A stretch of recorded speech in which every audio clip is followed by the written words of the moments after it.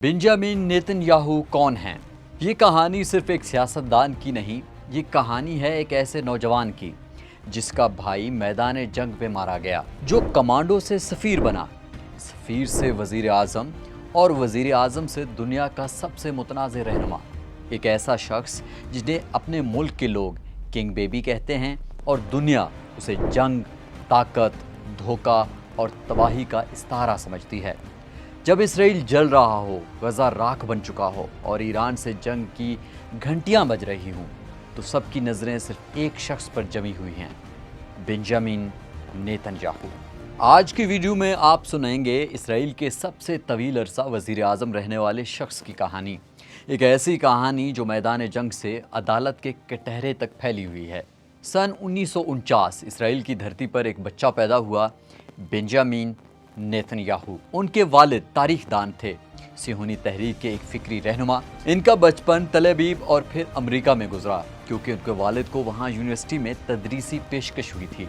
लेकिन जब बेंजामिन 18 बरस के हुए, वो वापस इसराइल चले गए, जंग के मैदान में। उन्होंने इसराइल की सबसे खतरनाक कमांडो यूनिट में शमूलियत अख्तियार की। वो सिपाही थे जो दुश्मन की सफ़ों के बीच जाकर हमला करते थे। 1968, 1973 एयरपोर्ट ऑपरेशन हो, नेतन्याहू हर जंग में हर महाज पर मौजूद थे। फिर 1976 में वो हादसा हुआ जिसने बेंजामिन की ज़िंदगी को बदल दिया, जब उनका भाई युगांडा के एक ऑपरेशन में मारा गया। ये एक ज़ाती दुख था जो बाद में एक कौमी मिशन बन गया। अपने भाई के नाम पर उन्होंने इंसदाद दहशतगर्दी का इदारा कायम किया और अमेरिका चले गए। वहाँ से उन्होंने MIT में मास्टर्स की डिग्री हासिल की और फिर इसराइल के सफारती मिशन में शामिल हो गए। उन्हें अमरीकी टीवी चैनल्स का पसंदीदा तर्जुमान बना दिया। 1984 में उन्हें अक़वाम मुत्तहिदा का इसराइल का मुस्तकिल मंदूब मुकर्रर किया गया। कैमरे के सामने दलील के मैदान में एक नया हथियार बन चुके थे। 1988 में वो इसराइल लौटे और सियासत में कदम रखा। पार्लियामेंट के रुकन बने, नायब वज़ीर ख़ारजा बने और 1996 में महज 47 बरस की उम्र में इसराइल के सबसे कम उम्र वज़ीर आज़म बन गए।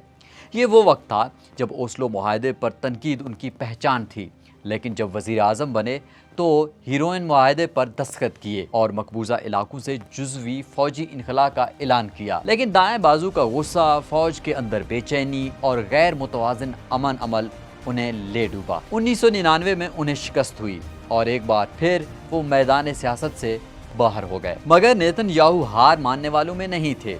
2001 में उन्होंने एरियल शरोन के साथ हुकूमत में वापस आए, पहले वज़ीर ख़ारजा, फिर वज़ीर ख़जाना, और जब गज़ा से फ़ौजी इनखला हुआ तो बतौर एहतजाज इस्तीफ़ा भी दिया। 2009 में उन्होंने दोबारा इक़्तिदार संभाला और फिर 2013, 2015 और 2020 वो बार बार जीते। लेकिन अब वो पहले वाले नेतन्याहू नहीं रहे।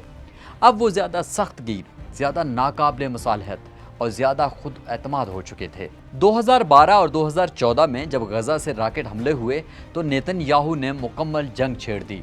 2014 की जंग 50 दिन तक जारी रही। 2000 से ज़ायद फ़लस्तीनी मारे गए, दर्जनों से ज़्यादा आम शहरी भी थे, जिनमें इसराइल के 67 फ़ौजी और 6 शहरी भी हलाक हुए। दुनिया हैरान थी, अक़वाम मुत्तहिदा एहतजाज कर रही थी, मगर नेतन्याहू का लहजा वही था, हम दुश्मन के खिलाफ खामोश नहीं रहेंगे। 2017 में अमेरिका में डोनाल्ड ट्रंप सदर बने और नेतन्याहू के लिए जैसे एक सियासी जन्नत खुल गई।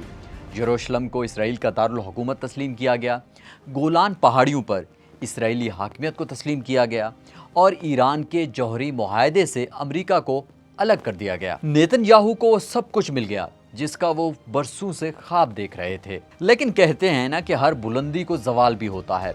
2016 से उनके खिलाफ बदगुमानी के इल्ज़ामात लगने शुरू हुए, मीडिया पर असर, धोखाधड़ी और 3 बाकायदा मुकदमात भी उनके खिलाफ कायम हुए। वो तारीख के पहले इसराइली वज़ीर आज़म बने हैं जिन पर ओहदे पर होते हुए मुकदमात चले, मगर अवाम की अदालत में वो फिर भी जीते। 5वीं बार वज़ीर आज़म बने, अपने हरीफ से इत्तेहाद किया, लेकिन ये इत्तेहाद सिर्फ 8 माह चला। 2023 में हमास ने इसराइल पर हमला किया, नेतन्याहू ने फ़ौरन जवाब दिया। गज़ा एक बार फिर मलबा बन गया, हज़ारों फ़लस्तीनी शहरी शहीद हुए, बच्चों की लाशें मलबे में दफन हुई और इसराइली फ़िज़ाई हमले थमे नहीं। अक़वाम मुत्तहिदा की तनकीद, आलमी एहतजाज, मगर नेतन्याहू ने जवाब दिया کہ یہ بقا کی جنگ ہے۔ جون 2025 ایران اور اسرائیل کے درمیان مکمل جنگ چھڑ گئی۔ اسرائیل نے ایران کے جوہری پلانٹس کو، فوجی کمانڈرز اور بیسز کو نشانہ بنایا۔ ایران نے بھی جوابی حملے کیے۔ تل ابیب، حیفا، اسکلان نشانے پر آئے۔ نیتن یاہو نے اعلان کیا اب فیصلہ کن گھڑی ہے، ایران کا خاتمہ اسرائیل کی بقا ہے۔ دنیا حیران ہے کہ یہ کیا وہی نیتن یاہو ہے جو اقوام متحدہ میں نرم لہجے میں بات کرتا تھا؟